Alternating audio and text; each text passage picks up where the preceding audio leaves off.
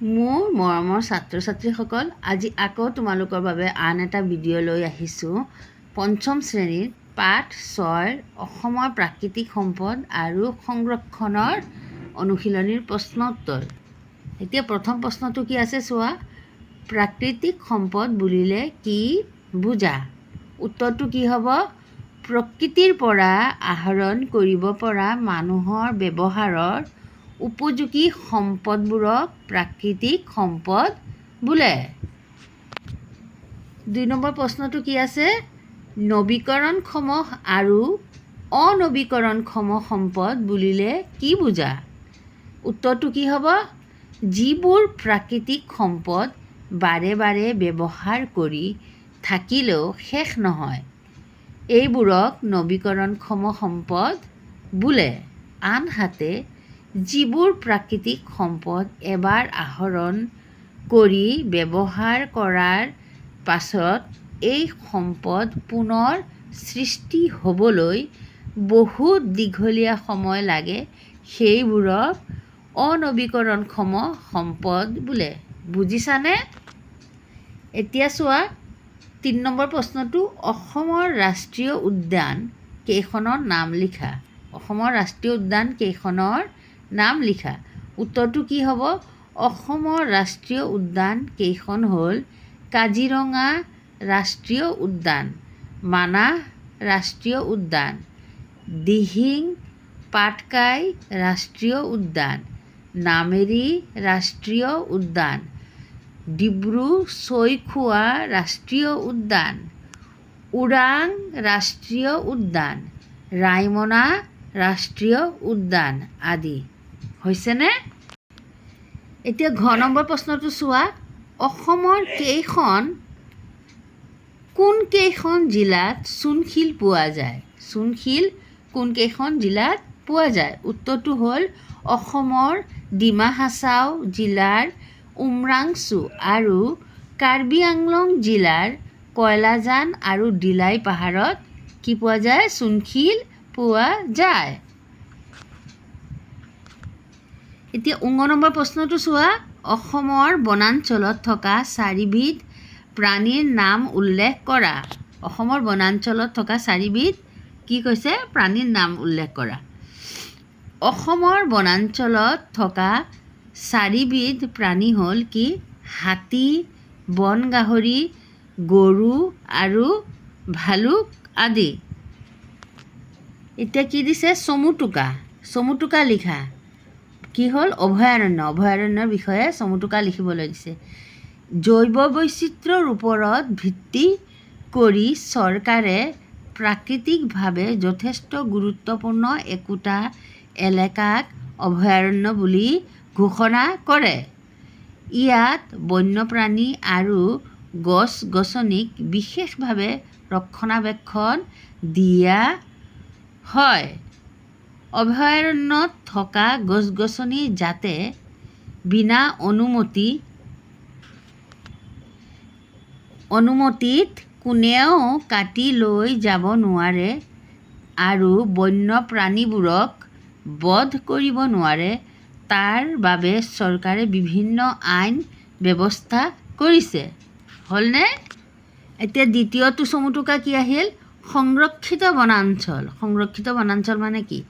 বনজ অঞ্চলত চহকী প্ৰাকৃতিক অঞ্চল কিছুমানক চৰকাৰে সংৰক্ষিত বনাঞ্চল হিচাপে ঘোষণা কৰে। এই সংৰক্ষিত বনাঞ্চলসমূহত থকা উদ্ভিদ আৰু বন্যপ্ৰাণীৰ সুৰক্ষাৰ ব্যৱস্থা বন বিভাগে লয়। সংৰক্ষিত বনাঞ্চলবোৰক চাবলৈ অহা দেশ-বিদেশৰ পৰ্যটকৰ পৰা চৰকাৰে ৰাজহ সংগ্ৰহ কৰে।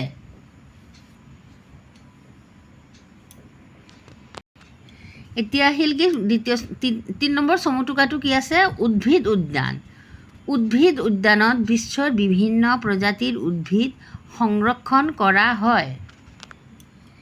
এই উদ্যানত উদ্ভিদবিলাকক চিনি পাবৰ বাবে প্ৰত্যেক ডাল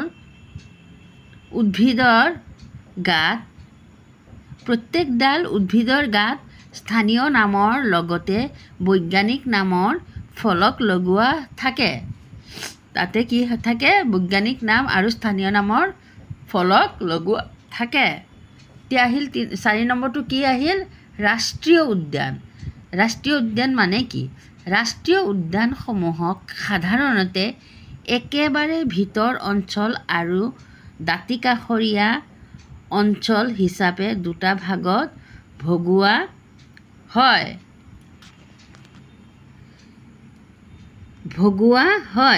পৰ্যটকসকলৰ বাবে ৰাষ্ট্ৰীয় উদ্যানৰ দাঁতিকাষৰীয়া অঞ্চলত দৰ্শনৰ সুবিধা থাকে। ৰাষ্ট্ৰীয় উদ্যানৰ একেবাৰে ভিতৰ অঞ্চলত জনসাধাৰণৰ বাবে প্ৰৱেশ নিষেধ থাকে। এতিয়া কি আহিল? 4 নম্বৰ প্ৰশ্নটো চোৱা। জৈৱ সম্পদ সংৰক্ষণৰ প্ৰয়োজনীয়তাৰ বিষয়ে লিখা। উত্তৰটো কি আছে? পৃথিৱীত গছ-গছনি আৰু প্ৰাণীবোৰ থাকিলেহে মানুহৰ বাবে উপযুক্ত পৰিৱেশ থাকিব। গতিকে জৈৱ সম্পদসমূহক সংৰক্ষণ কৰিব লাগে। বিভিন্ন প্ৰাকৃতিক দুৰ্যোগ, প্ৰদূষণ আদিৰ ফলত জৈৱ সম্পদবোৰ ধ্বংস হোৱা দেখা যায়। তদুপৰি বৰ্তমান আধুনিকীকৰণ আৰু ঔদ্যোগিকৰণৰ যুগত জৈৱ সম্পদসমূহ ধ্বংসৰ দিশত গতি কৰিছে। গতিকে আমি জৈৱ সম্পদবোৰ ৰক্ষণাবেক্ষণ কৰিব লাগে, মানে সংৰক্ষণ কৰিব লাগে। এতিয়া 5 নম্বৰ প্ৰশ্নটোলৈ আহা। পৰিৱেশ সজাগতা আনিবলৈ তুমি 3টা ব্যৱস্থাৰ কথা উল্লেখ কৰা। উত্তৰটো কি হ'ব? 21 মাৰ্চ দিনটো বিশ্ব বন দিৱস হিচাপে পালন কৰি গছপুলি ৰোৱা আৰু যত্ন লোৱাৰ বাবে ৰাইজৰ মাজত সচেতনতা বৃদ্ধি কৰা। এতিয়া 6 নম্বৰ আহিল কি? 22 মাৰ্চৰ দিনটো বিশ্ব জল দিৱস হিচাপে পালন কৰি পানীৰ সংৰক্ষণ, সুৰক্ষা আৰু সঠিক ব্যৱহাৰৰ বিষয়ে সজাগতা অনা। গ নম্বৰ আছে কি? 5 জুন তাৰিখটো বিশ্ব পৰিৱেশ দিৱস হিচাপে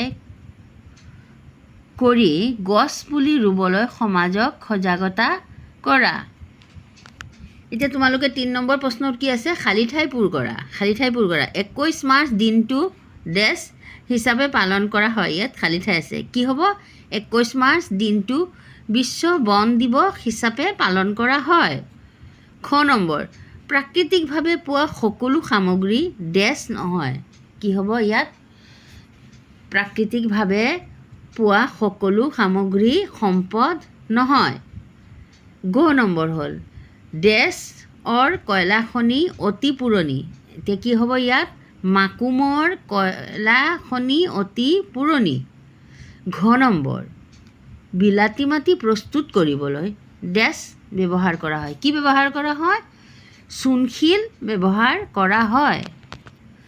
মানে বিলাতী মাটি প্ৰস্তুত কৰিবলৈ চূণশিল ব্যৱহাৰ কৰা হয়। ঙ নম্বৰ হ'ল ডেছ আৰু ডেছ অসমৰ 2খন প্ৰধান নৈ।